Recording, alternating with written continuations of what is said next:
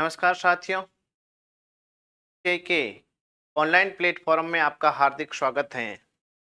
हम लोग current affairs पढ़ रहे थे और करंट अफेयर्स के अंदर अब तक राजस्थान और राष्ट्रीय करंट अफेयर्स की प्रमुख जो घटनाएं हैं उनके बारे में हम लोग चर्चा कर रहे थे।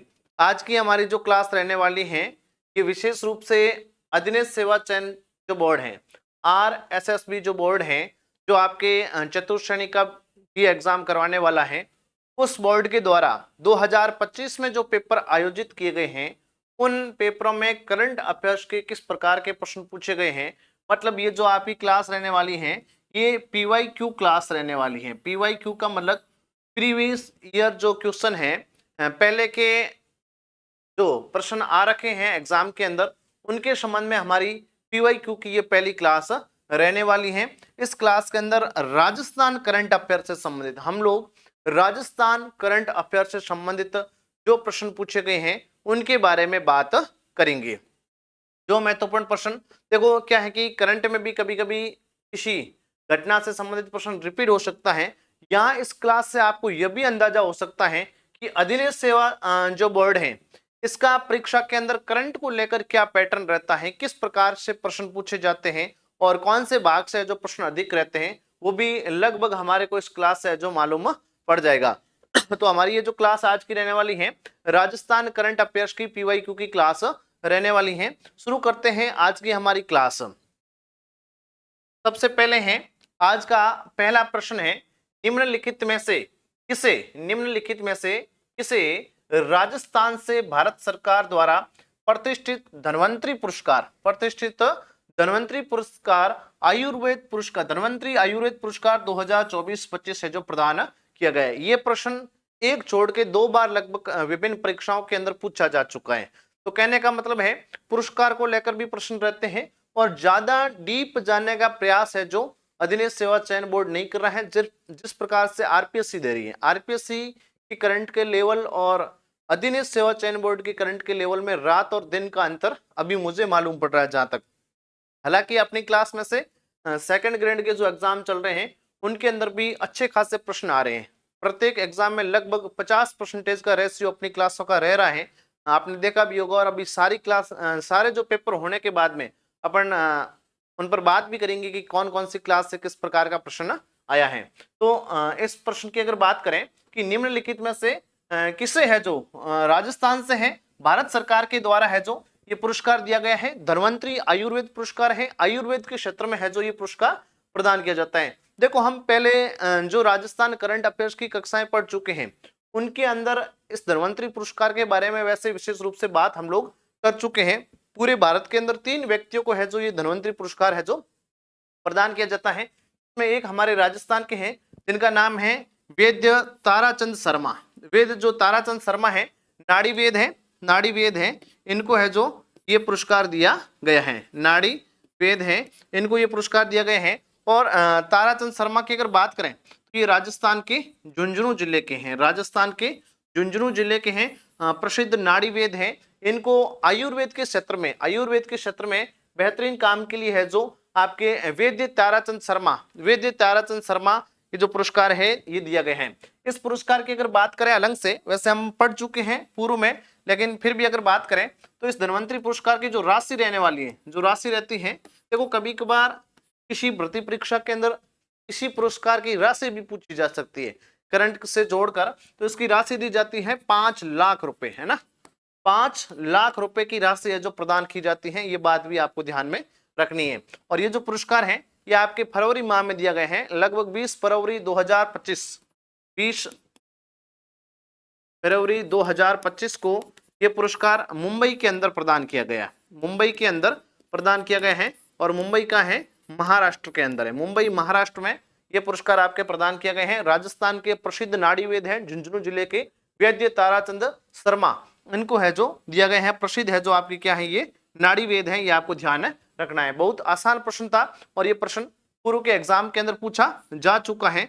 तो हम जो आज बात करने वाले हैं सारे के सारे पहले से बोल दिया मैंने, PYQ आधारित हमारी क्लास रहने वाली है, करंट की क्लास है, सारे करंट के प्रश्न है। और जो विभिन्न परीक्षाओं के अंदर RSSB जो आपके अधिनियम सेवा चयन बोर्ड है उसके द्वारा पूछे गए जो प्रश्न है उनके बारे में ही हम लोग बात करेंगे। ठीक है, अगला जो हमारा प्रश्न है वो है 38वें राष्ट्रीय खेल। 38वें राष्ट्रीय खेलों में राजस्थान ने रैंक हासिल की। राजस्थान ने कौन सी रैंक है जो हासिल की है पूछा गया है। 38वें राष्ट्रीय खेल अभी उत्तराखंड राज्य के अंदर आयोजित हुए थे, उनके बारे में पूर्व की क्लास में हम विस्तृत चर्चा कर चुके हैं, तो ज्यादा प्रत्येक की व्याख्या और विस्तृत चर्चा पे हमारे को नहीं जाना है, क्योंकि आपके पास जो समय है वो भी बहुत कम है। मैं अच्छे से समझ रहा हूं कि आप सारे रिवीजन में लगे हुए हैं। इस क्लास को एज ए रिवीजन ही आप अपने मानना, रिवीजन की तरह ही थोड़े स्पीड बढ़ा के आप आराम से इस क्लास को देखें। अपने वो कोई मैराथन वाली बड़ी क्लास नहीं है जिसमें आप अपना टाइम खराब करें। हम भी यही कोशिश कर रहे हैं कम समय में आपको अच्छा मैटर उपलब्ध करवाएं, और इसीलिए आप थोड़ी सी स्पीड बढ़ा के आराम से जो अपनी क्लास को एंजॉय करें और अपना रिवीजन करें कि हाँ 38वें राष्ट्रीय खेल हमने पहले पढ़े हैं, तो हम तो ये उत्तर आ रहा है कि नहीं आ रहा है। ऐसा प्रश्न अगर हमारे आ जाएगा तो हम कर पाएंगे नहीं कर पाएंगे। ऐसी क्लास का उद्देश्य ही अधिकतर यही होता है, इसलिए आप अच्छे से ध्यान रखिएगा। तो 38वें राष्ट्रीय खेलों की अगर बात करें, इसमें राजस्थान की रैंक कौन सी थी। राजस्थान 15वें स्थान पर था। राजस्थान 15वें स्थान पर था, और राजस्थान ने 38वें राष्ट्रीय खेलों में कुल 43 पदक जीते। हम पहले बात कर चुके हैं कुल कितने पदक जीते हैं, 43 पदक जीते हैं। और इन 43 पदकों के साथ में 43 पदकों के साथ में राजस्थान का जो पदक तालिका में स्थान था वो आपके 15वां था, वो आपके 15वां था।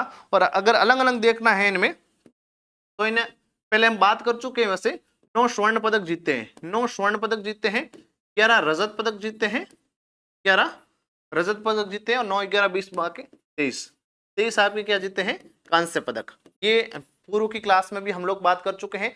43 पदक के साथ में 38वें राष्ट्रीय खेलों के अंदर 38वें राष्ट्रीय खेलों के अंदर राजस्थान का पदक तालिका में आपके 15वां स्थान लॉक कर दीजिएगा। ठीक है, इसके बाद में चलते हैं नेक्स्ट। अगला हमारा प्रश्न है कि चौथा राज्य स्तरीय मास्टर उदय गोल्ड कप फुटबॉल टूर्नामेंट है जो इसके बारे में प्रश्न पूछा गया है। उदय गोल्ड कप फुटबॉल टूर्नामेंट 2025 में किस स्थान पर आयोजित किया गया।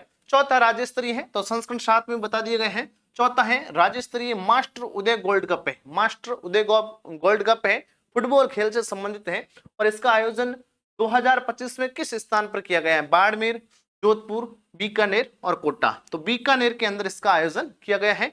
मास्टर उदय गोल्ड फुटबॉल जो कप टूर्नामेंट 2025 है, इसका आयोजन बीकानेर के अंदर किया जाता है। संस्करण चौथा है, और इसका जो आयोजन किया गया है वो 1 से 7 मार्च को किया गया है।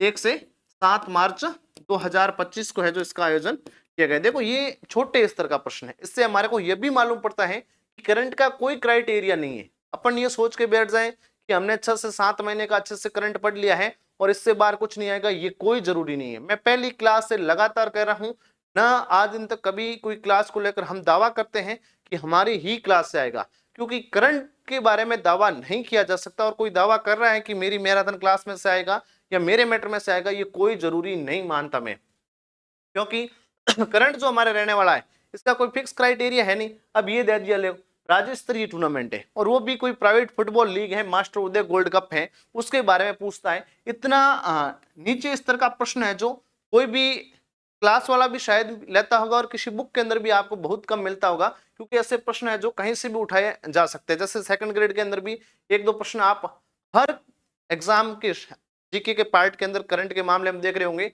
जो आपको कहीं नहीं मिल रहा होगा। तो ऐसे प्रश्नों के बारे में आपको कभी भी चिंता नहीं करनी है।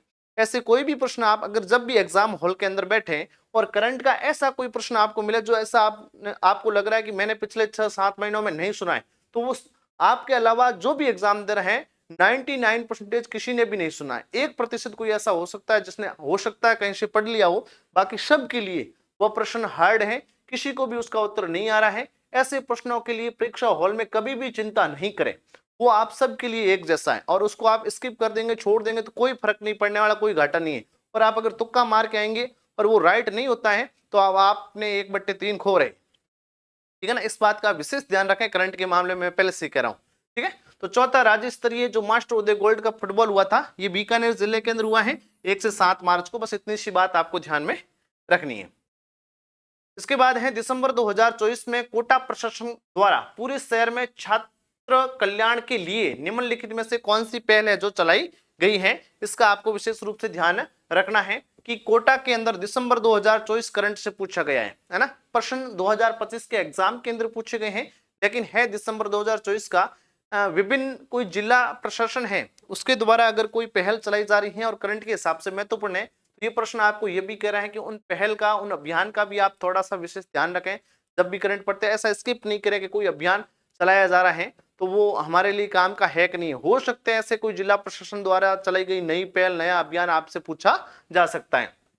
तो दिसंबर 2024 में कोटा प्रशासन ने चलाया है और इस अभियान का नाम है कोटा केयर्स पहल। कोटा केयर्स पहल के नाम से जो ये अभियान चलाए गए।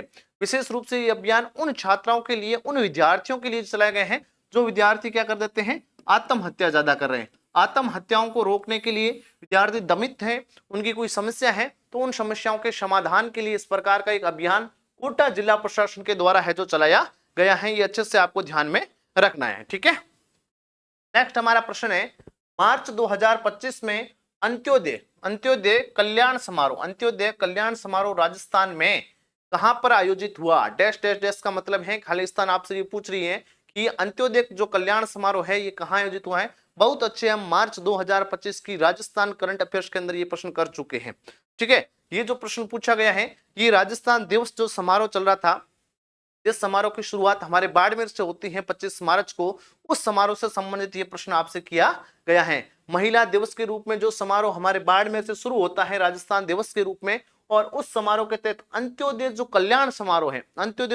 समारोह है ये राजस्थान में कहां पर आयोजित हुआ है, तो ये राजस्थान में भरतपुर जिले के अंदर, भरतपुर अलवर में राजस्थान दिवस का कोई समारोह आयोजित नहीं हुआ है। पहला ऑप्शन तो डायरेक्ट ही आपके काम का नहीं है, सीधा ही काट देना चाहिए कभी ऐसे प्रश्न के अंदर डाउट हो तो, ठीक है।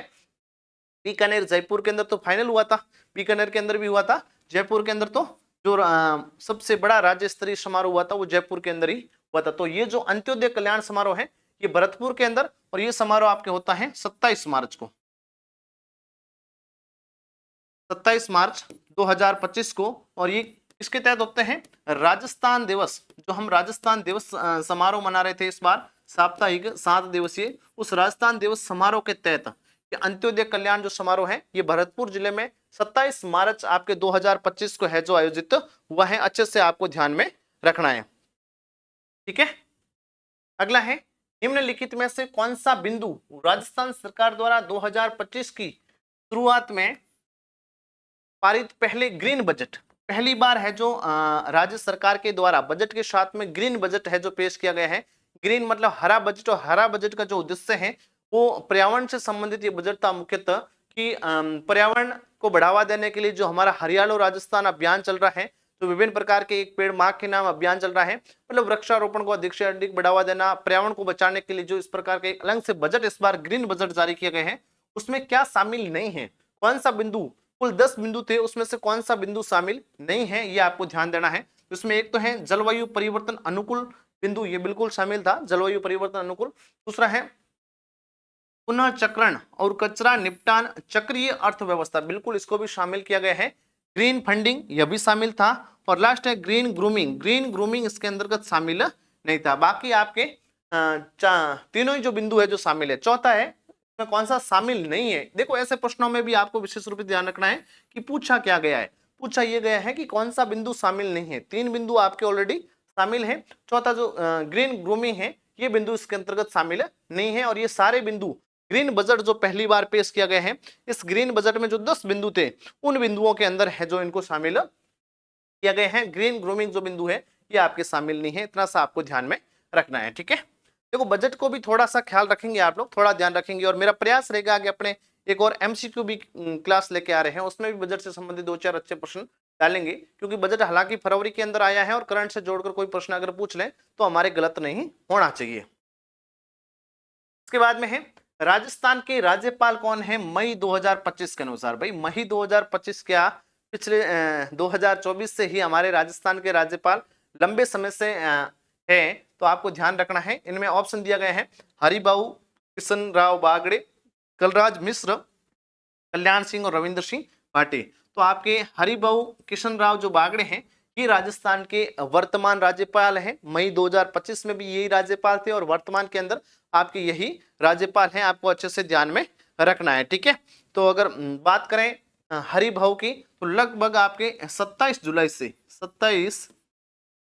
जुलाई 2024, 27 जुलाई 2024 से राजस्थान के राज्यपाल बने हुए हैं और राजस्थान के 45वें राज्यपाल हैं। राजस्थान के 45वें राज्यपाल हैं हरिभाऊ किशन राव बागड़े। बस इतनी बात आपको ध्यान में रखनी है। के बाद में है वर्ष 2025 में, वर्ष 2025 में प्रारंभ में भारत के सर्वोच्च न्यायालय सुप्रीम कोर्ट ने राजस्थान सरकार को, ठीक है, खालिस्तान के किनारे अवैध रूप से बनाए गए 7 अजूबों का पार्क, 7 वंडर्स पार्क और फूड पोर्ट को ध्वस्त करने का निर्देश दिया है वर्ष 2025 के अंदर। ये वर्ष 2025 के आपके मार्च 2025 में, फरवरी में ये लगभग आदेश आता है और फाइनली मार्च 2025 के अंदर है जो इनको ध्वस्त किया जाता है।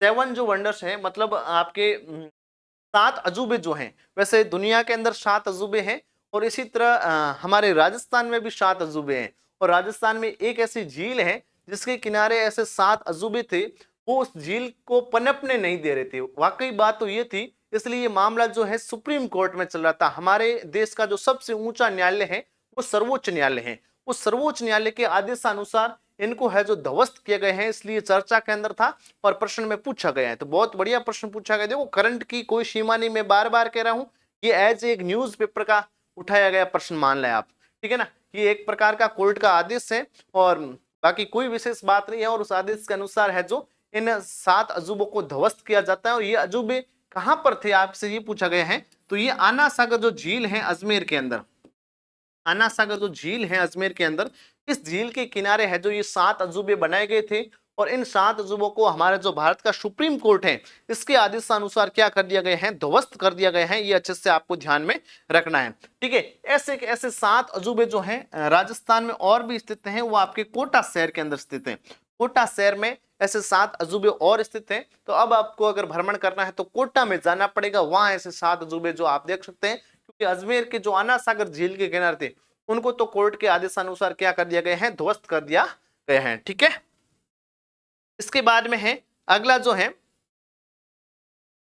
निम्नलिखित में से राजस्थान की किस योजना के तहत दुर्लभ बीमारियां, दुर्लभ मतलब जो खतरनाक बीमारियां होती हैं, उन बीमारियों से पीड़ित बच्चों को 50 लाख रुपए तक का मुफ्त इलाज, फ्री में इलाज, निःशुल्क इलाज मुहैया कराया जाएगा। कौन सी ऐसी योजना है जिस योजना के तहत दुर्लभ जो बीमारियां होती हैं और उन बीमारियों के तहत है जो 50 लाख रुपए तक का जो इलाज है वो निःशुल्क करवाया जाएगा। ऐसी कौन सी योजना है जो राज्य सरकार ने लॉन्च की? देखो ये योजना का भी प्रश्न आया है, तो करंट का अच्छे से ख्याल रखें आप लोग, ठीक है।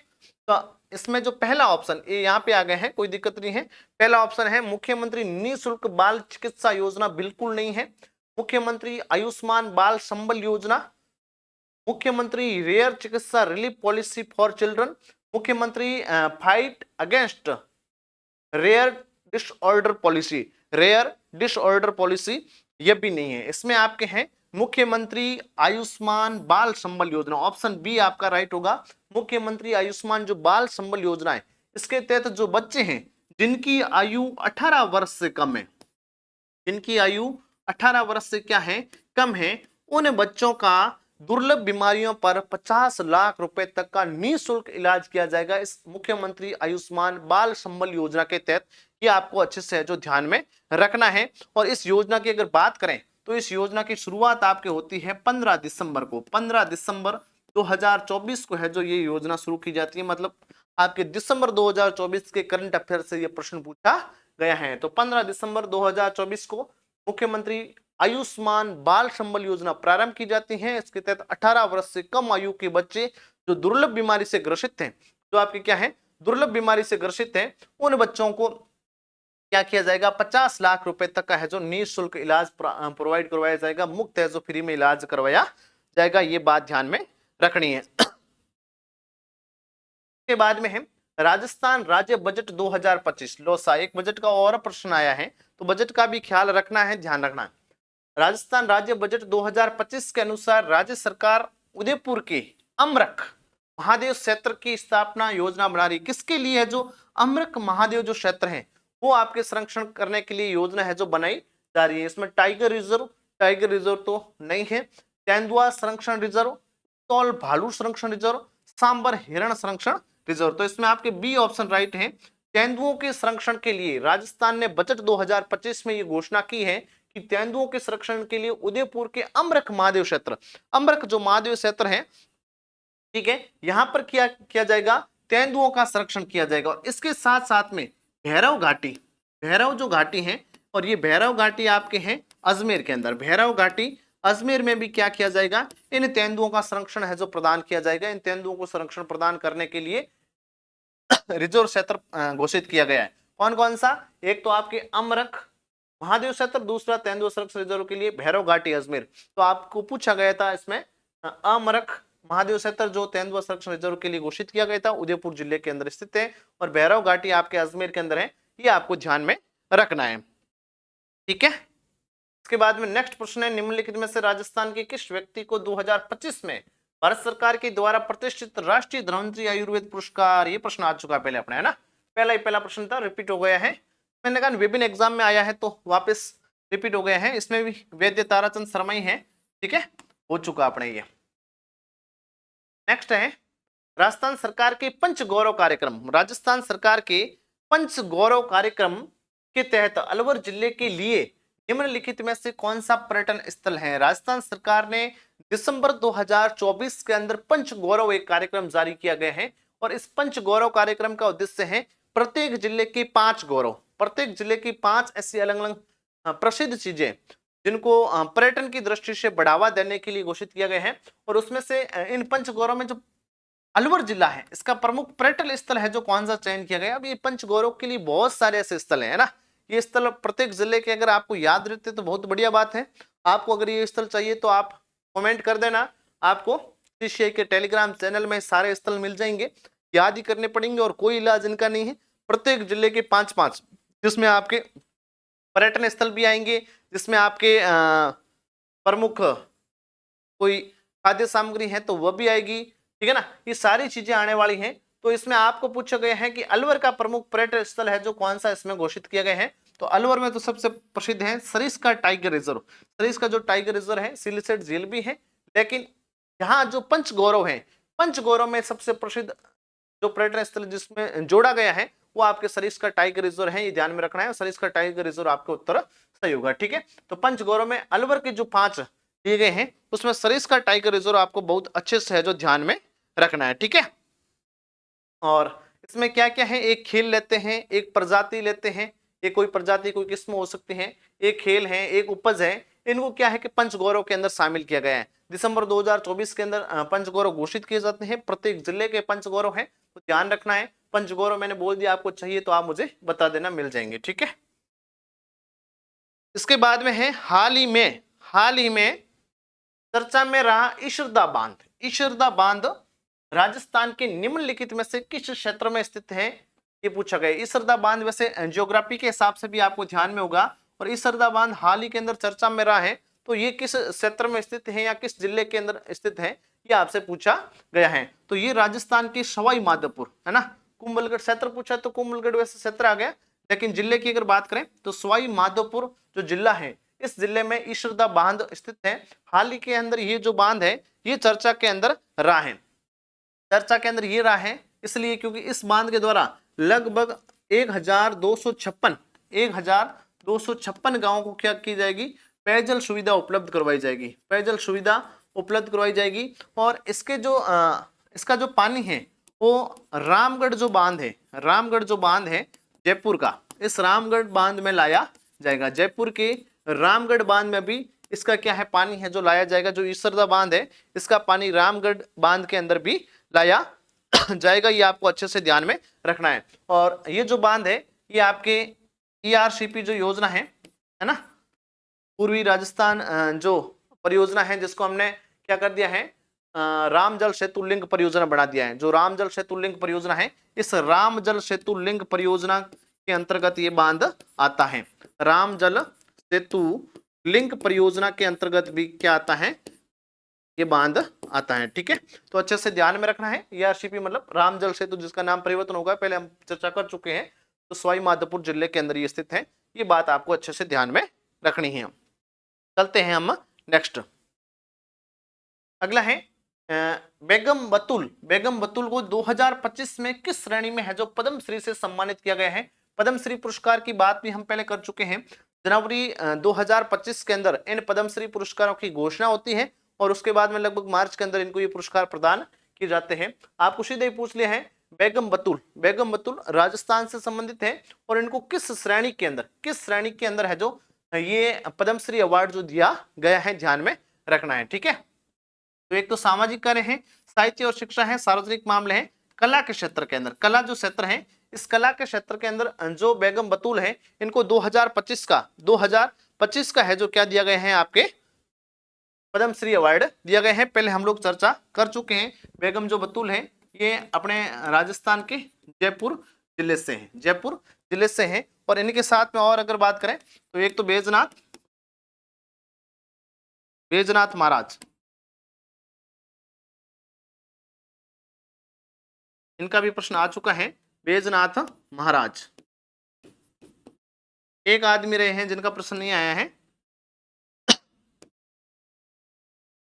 शान काफ निजाम जो है इनका प्रश्न नहीं आया है, बाकी सबका प्रश्न है जो आपके आ चुका है। सीन काफ निजाम, शान नहीं, सीन काफ निजाम, इन तीन व्यक्तियों को है जो पद्मश्री 2025 से सम्मानित किया गया है। बेगम बतूल जयपुर की है, बैजनाथ महाराज सीकर के हैं जिला अगर पूछ रहे तो, और सीन काफ आपके जोधपुर से है। ठीक है ना, जोधपुर से इनको पद्मश्री अवार्ड दिया गया है। पहले हम चर्चा कर चुके हैं तो छोटा सा आपको ध्यान में रखना है। ठीक है, चलते हैं नेक्स्ट। अगला जो हमारा प्रश्न है वो है 38वें राष्ट्रीय खेल। 38वें राष्ट्रीय खेलों में निम्न में से राजस्थान का कौन सा व्यक्ति पुरुषों की स्कीट शूटिंग स्पर्धा में स्वर्ण पदक जीतता है। ये भी बात हम पूर्व की क्लास के अंदर कर चुके हैं, लेकिन प्रश्न के हिसाब से ध्यान में रखना है।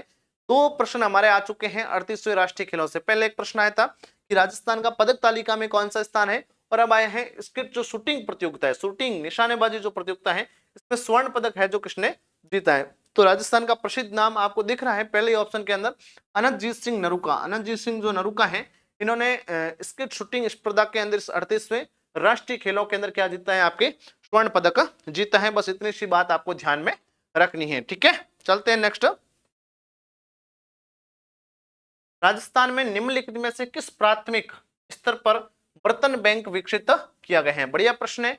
बर्तन बैंक योजना भी हम पूर्व में पढ़ चुके हैं राजस्थान करंट के अंदर, और बर्तन बैंक योजना की अगर बात करें तो ये कौन से स्तर पर है जो शुरू की गई है, मतलब ये राज्य स्तर पर चल रही है, राज्य स्तर पर नहीं है, ये शहरी स्तर पर भी नहीं है, और डिस्ट्रिक्ट बोर्ड स्तर जिला परिषद पर भी नहीं है।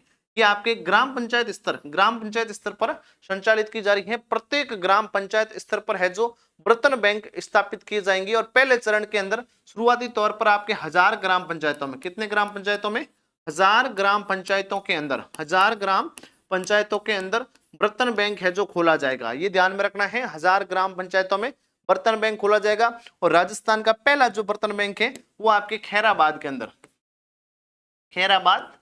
अंदर खोला गया है, और खैराबाद का है, कोटा में है। खैराबाद कोटा के अंदर है, जहां मदन दिलावर ने है जो पहले बर्तन बैंक का उद्घाटन किया है। ये हम पूर्व में पढ़ चुके हैं, बस इतना सा आपको ध्यान में रखना है कि बर्तन बैंक कौन से स्तर पर है, तो ग्राम पंचायत स्तर पर है जो खोले जा रहे हैं। ठीक है, चलते हैं नेक्स्ट।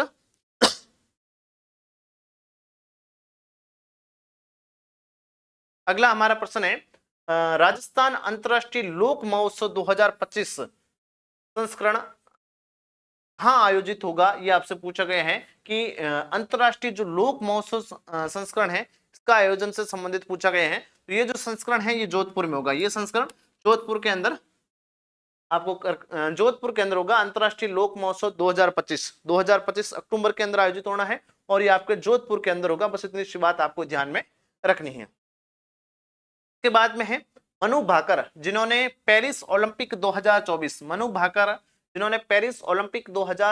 में 2 कांस्य पदक जीते हैं, वह किस खेल से जुड़ी हुई है। ये वैसे देखा जाए तो राष्ट्रीय स्तर का प्रश्न आ गया है। मनु भाकर हरियाणा राज्य से संबंधित है, लेकिन आया है तो हमारे काम का ही है। राष्ट्रीय स्तर का करंट भी आपके जुड़ा हुआ है चतुर्श्रेणी के अंदर, तो थोड़ा सा ध्यान रखना है। मनु भाकर पेरिस ओलंपिक में 2 कांस्य पदक जीता है। उनका खेल बहुत अच्छे से आपको मालूम है, शूटिंग के अंदर और 10 मीटर एयर पिस्टल के अंदर इन्होंने ये 2 कांस्य पदक जीते हैं। एक एकल स्पर्धा के अंदर जीता था और एक मिक्स के अंदर जीता है। ठीक है, ये बात हम पूर्व में कर चुके हैं इसके बारे में भी। और इनको 2024 का खेल रत्न जो पुरस्कार है, खेल रत्न जो पुरस्कार है वो भी प्रदान किया गया था, खेल रत्न अवार्ड, खेल रत्न पुरस्कार 2024 भी मनु भाकर को किया गया है। ठीक है, इतनी सी बात आपको अच्छे से ध्यान में रखनी है। ठीक है,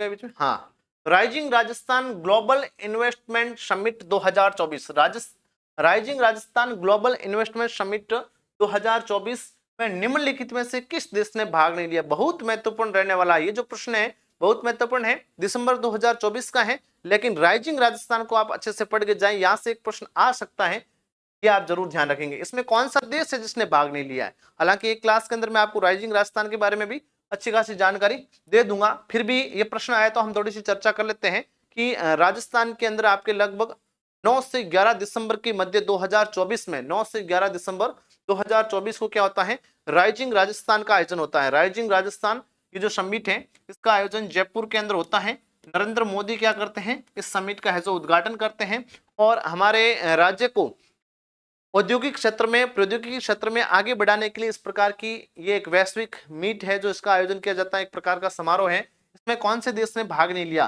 तो यूके ने इसमें भाग लिया है, रूस ने इसमें भाग लिया है, ठीक है, नेपाल ने भी इसमें भाग लिया है, लेकिन कनाडा जो देश है, कनाडा जो देश है इसने इस समिट के अंदर, इस ग्लोबल इन्वेस्टमेंट जो समिट 2024 हुई है इसके अंदर भाग है जो नहीं लिया है, ये आपको ध्यान रखना है। नेपाल जो इसमें था, नेपाल ने पार्टनर देश की तरह, पार्टनर मतलब भागीदार दो देश होता है, पार्टनर देश की तरह भाग लिया था। और ये दोनों आपके प्रतिभागी देश हैं जिसने केवल और केवल इस समिट के अंदर भाग लिया है। प्रतिभागी और पार्टनर देश अलग अलग होता है, ये सहयोगी देश के रूप में है, ये प्रतिभागी मतलब केवल मेहमान बन के आए हैं इस समिट के अंदर। और नेपाल की तो क्या बात करें, वर्तमान के अंदर करंट के हिसाब से उछला हुआ देश है, बहुत चर्चा में है विश्व जगत के अंदर नेपाल।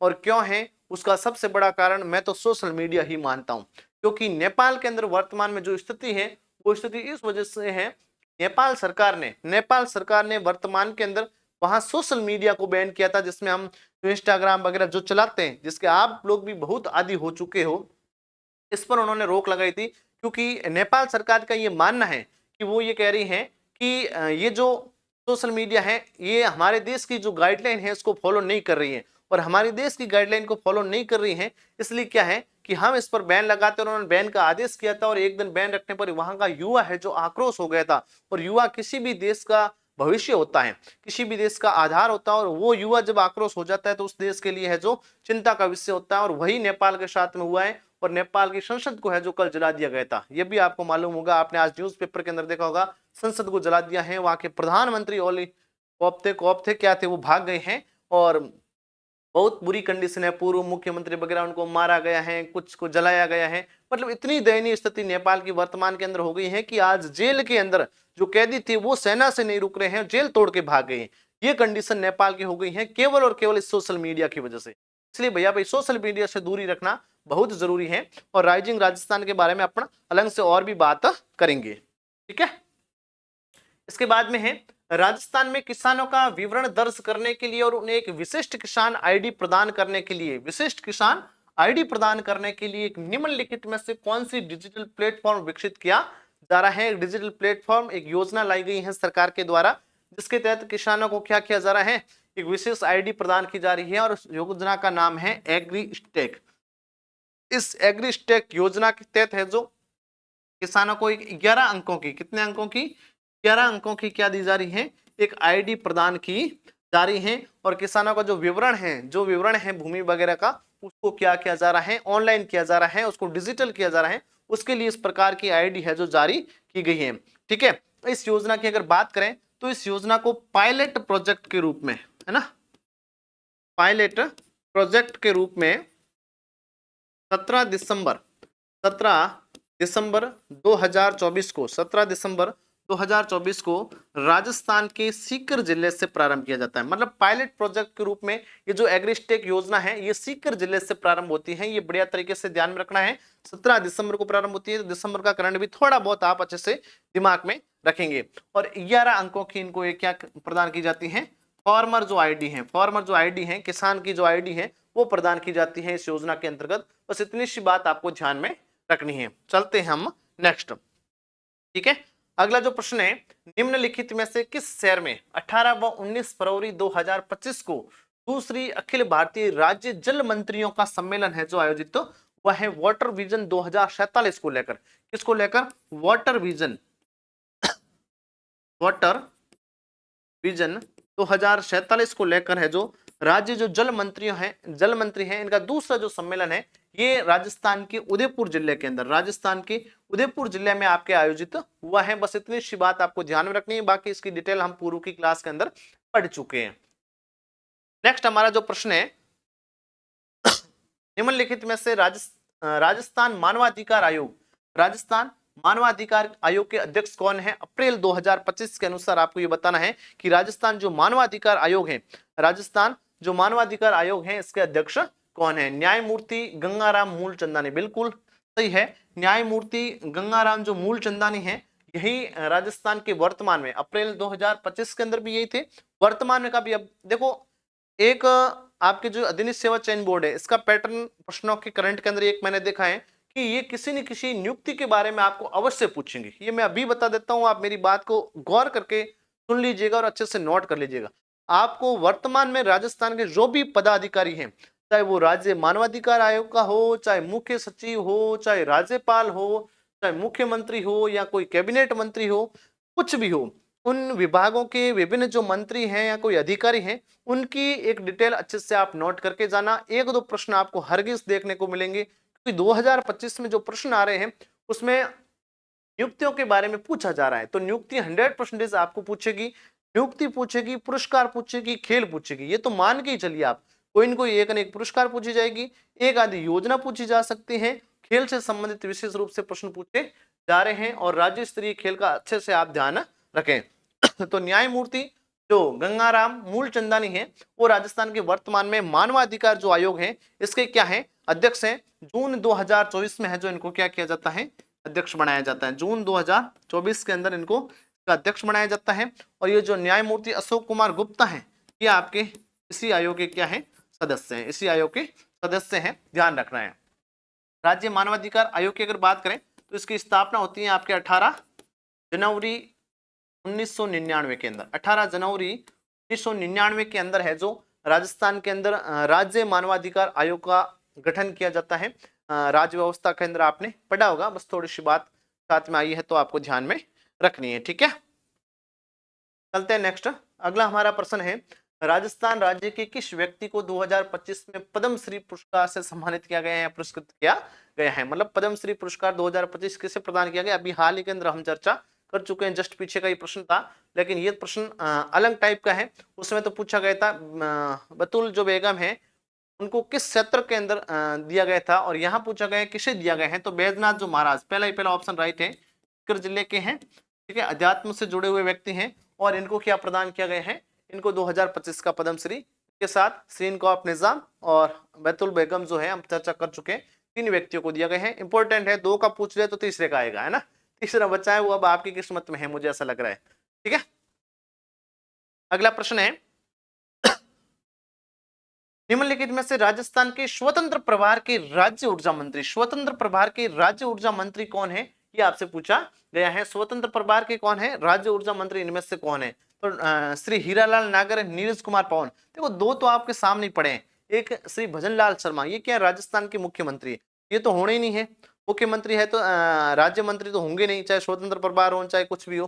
ठीक है, और जोगाराम पटेल है ये राजस्थान के अंदर कैबिनेट मंत्री है, तो ये भी नहीं होने। ठीक है, पीछे बच्चे नीरज कुमार पवन, डॉक्टर नीरज कुमार पवन, ये नहीं है। हीरालाल नागर जो है ये आपके क्या है?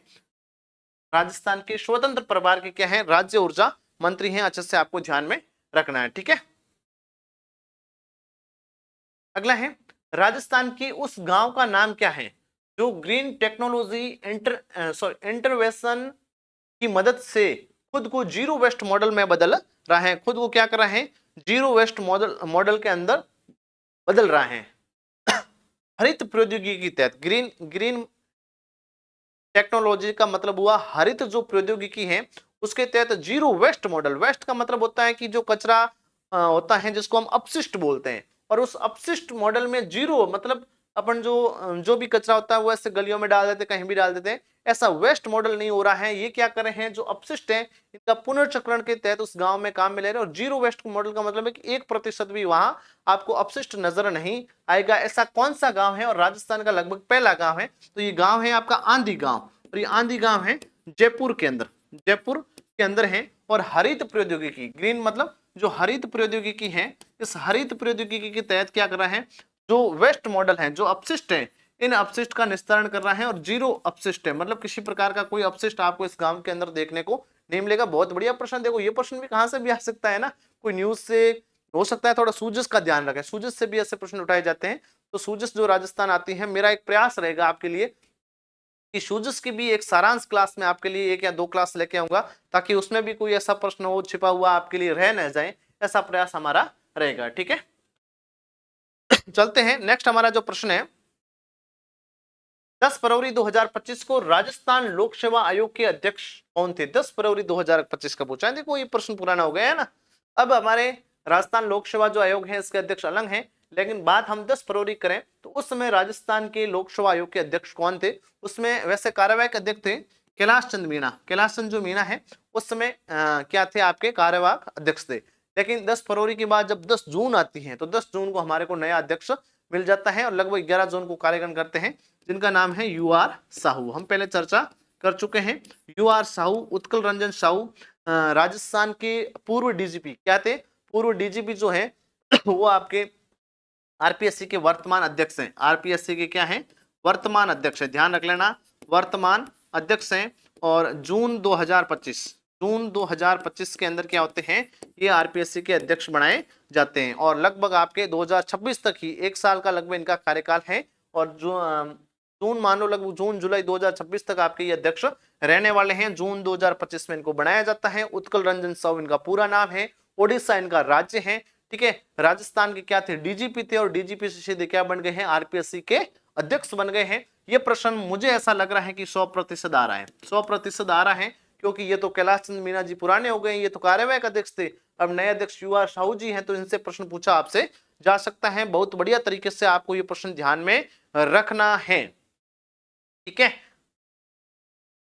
नेक्स्ट जो हमारा है, राजस्थान के किस जिले में, राजस्थान के किस जिले में हाल ही में रोजगार दक्षता के लिए माई नरेगा ऐप, कैसा ऐप है? मेरा नरेगा ऐप पेश किया गया है। राजस्थान के किस जिले में? तो हमारे बाडाने में, बाड़मेर जिले के अंदर है जो माई नरेगा ऐप है, जो जारी किया गया है राजस्थान में। और रोजगार दक्षता के लिए ये जो ऐप है, ये फरवरी 2025 के अंदर जारी किया गया है, रोजगार दक्षता को बढ़ावा देने के लिए। ऐसे छोटे छोटे प्रश्न आ रहे हैं, मतलब 1-2 प्रश्न आपको ऐसे देखने को मिलेंगे जो आपने हो सकता है नहीं पढ़े हो, लेकिन मैं बार बार बोल रहा हूं, ऐसे प्रश्नों के लिए आपको चिंता बिल्कुल भी नहीं करनी है। ठीक है, चलते हैं। नेक्स्ट जो हमारा प्रश्न है वो है,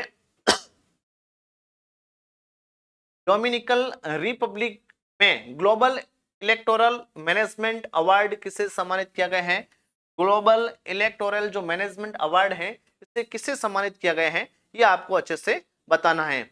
प्रेमचंद बेहरा तो हमारे क्या है? उप मुख्यमंत्री जी है ना, उप मुख्यमंत्री जी हैं। मधुकर गुप्ता क्या है? निर्वाचन आयुक्त है, निर्वाचन आयुक्त हैं राजस्थान के। और कैसे आयुक्त हैं? मुख्य निर्वाचन आयुक्त है, मेन यही है भाई, मुख्य निर्वाचन आयुक्त है, ये ध्यान में रखना है। और मधुकर गुप्ता की अगर हम लोग बात करें, मधुकर गुप्ता की बात करें, तो इनको ही ये पुरस्कार दिया गया है। डोमिनिकन रिपब्लिक जो देश है उसमें ग्लोबल इलेक्टोरल मैनेजमेंट जो अवार्ड है, इससे है जो इनको सम्मानित किया गया है। बहुत अच्छे से आपको ये ध्यान में रखना है, ठीक है ना, बहुत अच्छे से आपको ये ध्यान में रखना है। और प्रेम सिंह जो मेहरा है, ये भी आपके निर्वाचन आयुक्त ही है, राज्य निर्वाचन आयुक्त हैं, लेकिन मुख्य नहीं है ना, मुख्य नहीं है। मुख्य जो राज्य निर्वाचन आयुक्त हैं वो तो मधुकर गुप्ता हैं, और मुख्य जो सूचना आयुक्त हैं ये है हमारे मोहनलाल लाठर, मुख्य सूचना आयुक्त। देखो ये नाम सारे आ रहे हैं एक साथ में, एक ही प्रश्न के अंदर आपके नाम बन गए हैं। 2-3 पोस्टें आ चुकी हैं। मोहनलाल लाठर का भी शायद प्रश्न पूछा जा चुका है, नहीं तो नेक्स्ट आप तैयार रहे इस प्रश्न के लिए। मुख्य सूचना आयुक्त राजस्थान में कौन है, डायरेक्ट प्रश्न आएगा। मोहनलाल लाठर नाम अच्छे से ध्यान में रखना है, ठीक है। चलते हैं हम नेक्स्ट। अगला है राइजिंग राजस्थान वैश्विक निवेश शिखर सम्मेलन। ये अभी वैश्विक मतलब वही है, ग्लोबल इन्वेस्टर समिट था, निवेश मतलब इन्वेस्ट करना, वही जो शिखर सम्मेलन है उसके संबंध में बात पूछी गई आपसे। 2024 में कहाँ हुआ था, तो ये आपके जयपुर के अंदर 9 से 11 दिसंबर, 9 से 11 दिसंबर। और एक प्रश्न इसका उछल कूद रहा था अभी आपके आरपीएससी द्वारा आयोजित सेकंड ग्रेड में। आरपीएससी सेकंड जो ग्रेड अभी भर्ती परीक्षा चल रही है, इस भर्ती परीक्षा के अंदर प्रश्न आया था, वो आया था राइजिंग राजस्थान इन्वेस्टमेंट जो ग्लोबल समिट 2025 से, उसका आयोजन कब किया जाएगा, और वो अपनी क्लास से आया हुआ प्रश्न है। जून के अंदर सरकार के द्वारा ये घोषणा की गई थी, ये जो है आपकी 11-12 दिसंबर को होगा। क्या होगा, 11-12 दिसंबर को होगा। बहुत सारे विद्यार्थी कह रहे हैं कि ये गलत है। गलत बिल्कुल नहीं है, क्योंकि जून के अंदर यही राज्य सरकार ने बताया था कि 10 दिसंबर को पहली बार राजस्थानी आदिवासी जो राजस्थानी प्रवासी दिवस मनाया जाएगा, और 11 और 12 दिसंबर को क्या होगा, ये ग्लोबल इन्वेस्टमेंट समिट है राइजिंग राजस्थान के तहत, इसका आयोजन किया जाएगा। फिर 21 अगस्त के अंदर, 21 अगस्त में राज्य सरकार फिर बैठक के अंदर इसमें थोड़ा चेंजेस कर देती है, इसको क्या कर देती है वापस 9-10 दिसंबर कर देती है। क्या कर देती है, 9-10 दिसंबर कर देती है। तो ये हमारी गलती नहीं है, नहीं आपकी गलती है, क्योंकि अगस्त में ये अपडेट चीजें हुई है। और ये आप मान के चलिएगा कि सेकंड ग्रेड का पेपर आपके 21 अगस्त से पूर्व बनाए, है ना, क्योंकि 7 सितंबर से लगभग आपके एग्जाम शुरू हो गए हैं, तो इतना जल्दी पेपर बनता नहीं है। अब आरपीएससी देखो क्या मानती है कि बच्चों के ऑब्जेक्शन जानने के बाद हो सकता है इस प्रश्न को डिलीट करें, और हो सकता है कि वो ताजा अपडेट के साथ इसको भी मान ले, क्योंकि ऑप्शन में दोनों ही हैं। तो वो तो आरपीएससी पे डिपेंड करता है, हमारे ऊपर डिपेंड नहीं करता है। हमने तो जून के करंट के हिसाब से पढ़ा था, तो ये है बिल्कुल। और जो भी बच्चा सेकंड ईयर का दे रहा है उसने 21 अगस्त का करंट मेरे हिसाब से नहीं पढ़ा होगा, तो उसके दिमाग में भी यही होगा जिसने एग्जाम दिया है। हम बाहर बैठ के कुछ भी आइडिया लगा सकते हैं, वो एक अलग बात है, ठीक है, ध्यान में रखना है। चलते हैं नेक्स्ट प्रश्न की और। अगला हमारा जो प्रश्न है 22 फरवरी 2025 तक राजस्थान के महाधिवक्ता कौन थे। राजस्थान के महाधिवक्ता 22 फरवरी के अभी भी यही है, श्री राजेंद्र प्रसाद। श्री जो राजेंद्र प्रसाद है, ये देखो अधिकारियों के प्रश्न आ रहे हैं, मैं बार बार बोल रहा हूं, एक न एक आपको नियुक्ति आदेश अधिकारी का प्रश्न आपको देखने को मिलेगा, किसी भी विभाग का हो सकता है। महाधिवक्ता का पूछ लिया है ना। पहले ये भी पूछा जा चुका है, हमारे जो मुख्य सूचना आयुक्त इसका नहीं है, मुख्य सचिव है, इनका भी सुधांशु पंत का भी पूछा जा चुका है। सूचना आयुक्त भी पूछ सकते हैं, अभी लाठर की हम लोगों ने बात की थी।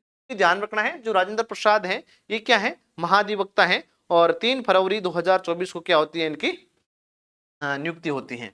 3 फरवरी 2024, कोई नहीं पूछेगा ये डेट, बस नॉर्मली ध्यान में रखना है कि फरवरी 2025 तक का पूछा है, ये फरवरी 2024 में आ गए थे भाई साहब, ठीक है। नेक्स्ट है हमारा, निम्नलिखित में से कौन सा राजस्थान परिवर्तन एवं नवाचार, राजस्थान परिवर्तन एवं नवाचार संस्थान RITI रीति जो है का उद्देश्य नहीं है। जो RITI रीति जो है, राजस्थान परिवर्तन एवं नवाचार जो संस्थान है, इसका कौन सा उद्देश्य इनमें से नहीं है, ये आपको बताना है। पहला ऑप्शन है राज्य में उपलब्ध विभिन्न प्रकार के संसाधनों जिसमें भौतिक, वित्तीय एवं जनशक्ति का अनुमान लगाना, बिल्कुल ये काम रीति का है। दूसरा देखो, राज्य के संसाधनों का सर्वोत्तम उपयोग करने के लिए नीतिगत दिशा निर्देश तैयार करना, यह भी सही बात है, बिल्कुल सही है। आम लोगों के जीवन स्तर में सुधार करने के लिए तंत्र विकसित करना, यह भी सही है। IT के क्षेत्र में छात्रों को प्रशिक्षण देना, बिल्कुल ये रीति का काम नहीं है। तो कौन सा नहीं है वो पूछा है, ऐसे प्रश्नों में नहीं है को थोड़ा अच्छे से ध्यान में रखें। एक प्रश्न पहले और हमारे आ चुका है, IT के क्षेत्र में प्रशिक्षण देने का काम रीति का नहीं है, बस इतनी सी बात आपको ध्यान में रखनी है, ठीक है। इसके बाद में है, सितंबर 2024 में राजस्थान नगर निगम में कौन से 2 नगर निगम जोड़े गए हैं। देखो सितंबर 2024 का है, किसी न किसी एग्जाम के अंदर 2025 में पूछा गया है, तो सितंबर से लिया है। हालांकि ये प्रश्न आपसे शायद ही पूछे, इतना 1 वर्ष का करंट तो पूछा जा सकता है, कोई अतिशयोक्ति नहीं है, लेकिन आपके लिए शायद ही पूछे। लेकिन इस प्रश्न की अगर हम लोग बात करें तो सितंबर 2024 में राज्य सरकार 2 नगर निगमों की घोषणा करती है, एक तो आपके भीलवाड़ा के अंदर है, दूसरा पाली। और जब ये नगर निगम बनते हैं तो राजस्थान के अंदर उस समय हो जाते हैं 14 नगर निगम। कितने हो जाते हैं? 14 नगर निगम हो जाते हैं। लेकिन फिर राज्य सरकार एक और फरमान जारी करती है। ये फरमान जारी करती है कि राजस्थान के अंदर एक जयपुर के अंदर, एक आपके जोधपुर के अंदर, एक आपके कोटा के अंदर, ये जो 3 जिले हैं जयपुर, जोधपुर और कोटा, जयपुर, जोधपुर, कोटा है, इनमें क्या था? 2-2 नगर निगम थे। कितने थे? 2-2 नगर निगम थे। पूर्व में कांग्रेस सरकार के द्वारा ये घोषणा की गई थी, लेकिन फिर क्या है, ये सरकार इसमें बदलाव कर देती है और 2 से वापस क्या कर देती है? 1-1 कर देती है। क्या कर देती है? 1-1 नगर निगम कर देती है। तो 3 इसमें वापस जब हम माइनस कर लेंगे तो वापस आपके लगभग वर्तमान के अंदर 11 नगर जो निगम है वो राजस्थान में है। ये भी फैक्ट है, थोड़ा सा ध्यान रख लेना कि जयपुर, जोधपुर, कोटा वाले हटा दिए हैं, जो 2-2 थे वापस उनको 1 करने का आदेश सरकार ने किया है। इसके बाद में अगला जो हमारा प्रश्न है, अक्टूबर 2024 महीने में राजस्थान में मारवाड़ महोत्सव का आयोजन कहाँ किया गया? मारवाड़ का नाम आएगा तो अतिशयोक्ति है ही नहीं हमारे दिमाग के अंदर, है ना। डायरेक्ट हम किस पर जाएंगे? जोधपुर के अंदर जाएंगे। ठीक है, तो जोधपुर में ही ये मारवाड़ महोत्सव मनाए गए हैं अक्टूबर 2024 के अंदर, लगभग आपके 16 व 17 अक्टूबर को। ठीक है, पुराना प्रश्न है, 16 व 17 अक्टूबर 2024 को मारवाड़ महोत्सव जोधपुर के अंदर मनाया जाता है। बहुत सामान्य प्रश्न है, थोड़ा सा ध्यान में रख लेना। इसके बाद में नेक्स्ट आपके हैं, निम्नलिखित में से राजस्थान के मुख्य सूचना आयुक्त के रूप में 9 जुलाई 2024 को किन्हें नियुक्त किया गया? लोसा आ गया ना प्रश्न करंट के हिसाब से। 9 जुलाई 2024 में किन्हें नियुक्त किया गया है और क्या नियुक्त किया गया? मुख्य सूचना आयुक्त। मैंने कहा अधिकारी आ रहे हैं, फटाफट आ रहे हैं, तो कोई न कोई विभाग का अधिकारी आपसे पूछा जा सकता है। ये आरएसएस भी बार बार कर रही है, बात का विशेष ध्यान रखें। इसमें मोहनलाल लाठर की बात हम पीछे कर चुके हैं। मोहनलाल लाठर क्या है? आपके मुख्य सूचना आयुक्त हैं, जिनकी नियुक्ति 9 जुलाई 2024 को होती है। ठीक है, अब और अगर बात करें तो मुख्य सचिव, ये भी पूछा जा चुका है। और मुख्य सचिव कौन है? आप सभी जानते हैं, सुधांशु पंत।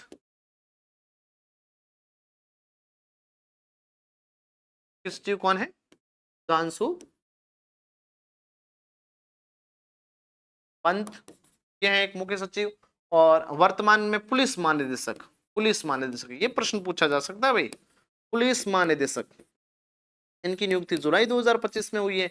मतलब जैसे ही युवा साहू का पद खाली होता है, उसके बाद में राजस्थान में जो डीजीपी का पद होता है, राजस्थान में पुलिस का सबसे बड़ा जो मुखिया होता है, राजस्थान पुलिस महानिदेशक। तो उनकी पोस्ट की बात की गई है कि वर्तमान में राजस्थान की पुलिस महानिदेशक अगर आपसे पूछ रहे हैं तो राजीव शर्मा इस नाम को आप अंडरलाइन कर सकते हैं, डबल स्टार कर सकते हैं, जैसा आपको सही लगे। कि मुख्य सचिव तो आपको पहले से ही मालूम है, लेकिन पुलिस महानिदेशक का अगर पूछ लें कि वर्तमान के अंदर राजस्थान में पुलिस महानिदेशक कौन है, तो राजीव शर्मा, ये नाम बढ़िया तरीके से आपको ध्यान में रखना है। और ये आपके राजस्थान के 27वें पुलिस महानिदेशक हैं। और अगर कुछ ध्यान में रखना है तो राजस्थान में 6वां वित्त आयोग गठन किया गया है, और 6वां जो वित्त आयोग है, 6वें वित्त आयोग का अध्यक्ष, 6वें वित्त आयोग का अध्यक्ष, और ये हैं वर्तमान में प्रद्युमन सिंह। प्रद्युमन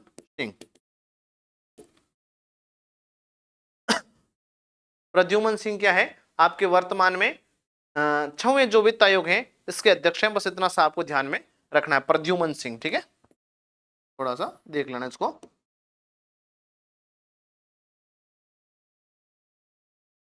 प्रद्युमन सिंह, ठीक है।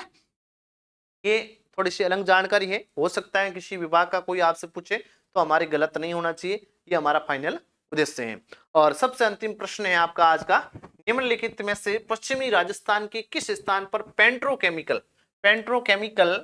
पेट्रो रासायनिक रिफाइनरी कॉम्प्लेक्स है जो स्थापित किया जा रहा है? अब सिंपल सी बात है, पूरे राजस्थान के अंदर एक जगह रिफाइनरी है जो पचपदरा के अंदर है, और पचपदरा का है वर्तमान के बालोतरा जिले में। तो पचपदरा बालोतरा के अंदर पेट्रोकेमिकल आपके कॉम्प्लेक्स वगैरह जो सारे हैं वो सारे के सारे कहाँ बनेंगे? बालोतरा के अंदर बनेंगे, सिंपल सी बात है। और बालोतरा पचपदरा के अंदर है जो राजस्थान की पहली रिफाइनरी स्थापित की जा रही है, लगभग इसका काम है जो पूरा हो चुका है। तो ये आपके PYQ की पहली क्लास, जिसमें 2025 के अंदर विभिन्न भर्तियों में आपके अधीनस्थ सेवा चयन बोर्ड के द्वारा जो प्रश्न पूछे गए हैं उनकी एक श्रृंखला थी। महत्वपूर्ण प्रश्न लेने के प्रयास किए गए हैं और इन प्रश्नों से आपको ये एक अंदाजा हो गया होगा कि प्रश्न किस टाइप के आ रहे हैं। प्रश्न देखो पुरस्कार के आ रहे हैं, प्रश्न आपके विभाग के जो अध्यक्ष वगैरह हैं, जो भी आपके अधिकारी वगैरह हैं, उनके प्रश्न भी अधिकतर देखने को मिले, मुझे ऐसा लग रहा है। खेल से भी प्रश्न आ रहे हैं और बाकी कुछ एक ऐसी घटना जो सामान्य आपको अभियान कोई नजर आ रहा है या ऐसी कोई भी आपको घटना थोड़ी सी रोचक लगे तो उसके बारे में प्रश्न आपसे पूछा जा सकता है। और योजना का भी थोड़ा सा ख्याल रखें, बजट के भी एक दो प्रश्न देखने को मिले, हो सकता है बजट से रिलेटेड भी कोई प्रश्न पूछ लें। तो आज की क्लास में हमारे इतना ही, धन्यवाद।